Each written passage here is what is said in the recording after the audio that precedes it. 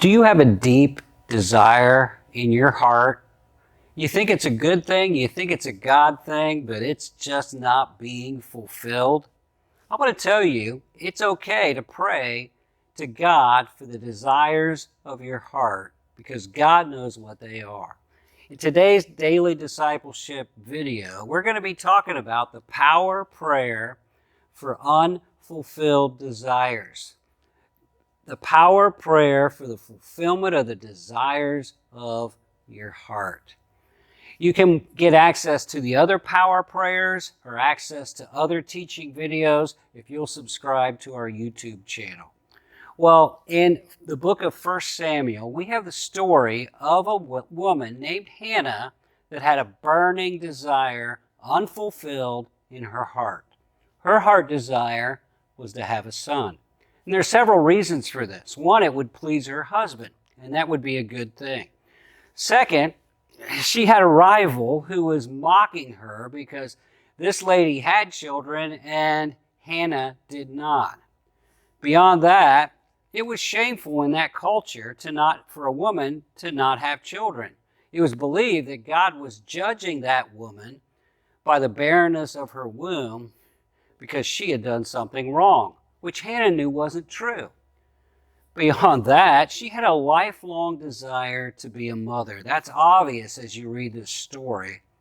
And as a godly woman, she desired to have a son who would be given from God, who would be given back to God, and who would turn the nation around for God.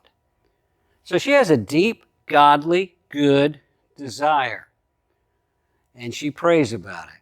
Now, she'd been praying about it a long time, but in 1 Samuel chapter 11, she comes back, at chapter 1, verse 11, she comes back to God, and she says to God, Lord, making a vow, she pleaded, Lord of hosts, if you will take notice of your servant's affliction and remember me and forget me not, and give your servant a son, I will give him to the Lord all the days of his life.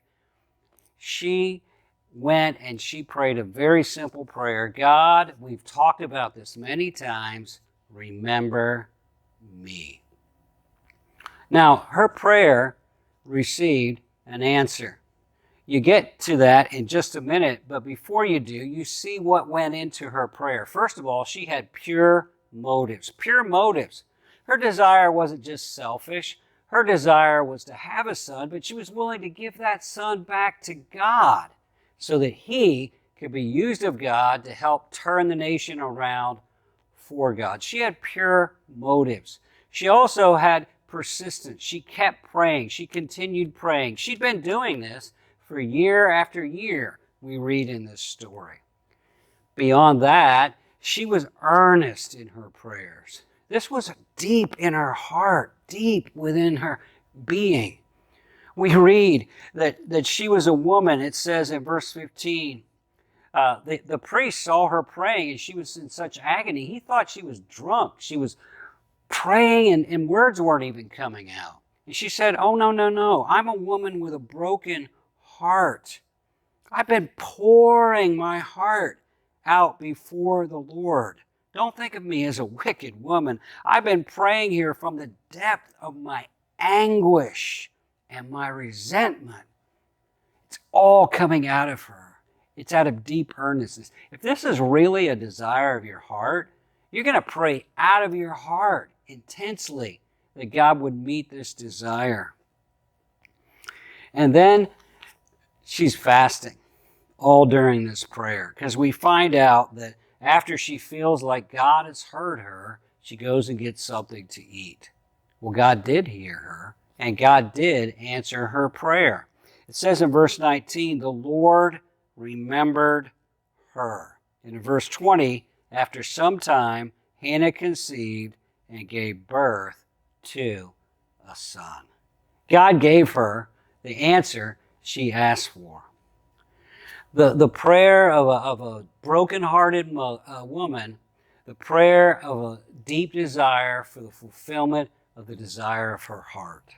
Now, let me tell you a story. I preached on this passage one Sunday in my church on Mother's Day, and there was a lady there. She was had come back to God relatively recently. She grew up in church, away from God most of her adult life, came back to God because her son got saved, and she'd been coming to church for a little while, and she had a daughter. The woman's name was Rhonda, and she had a daughter named Megan. Now, she hadn't talked to Megan or seen Megan in a long, long time, months and months and months. Well, this sermon, this passage, this message about Hannah and unfulfilled desires struck a chord in her heart, and so she began to fast and pray in earnest for her daughter, Megan. She started, that was Sunday, went through the week until you get to Thursday night and the phone rings. She answers it, Rhonda answers it, and the person on the other line says, "Mom, this is Megan." She said, "I just felt like I needed to call you." Well, they called, they set up a time to get together, they got together. Wouldn't you know it, within a few weeks, Megan was coming to church. A few weeks after that, she gave her life to Jesus. A few weeks after that, she was baptized and following the Lord. God answered the desires of her heart when she earnestly prayed with fasting about those desires. I want to encourage you, if you have a deep, unfulfilled desire in your heart, if it's that important, you're going to go to God. You're going to even give up eating. You're going to love the God. You're going to want this desire more than you want food. And God is able to give us the desires of our hearts.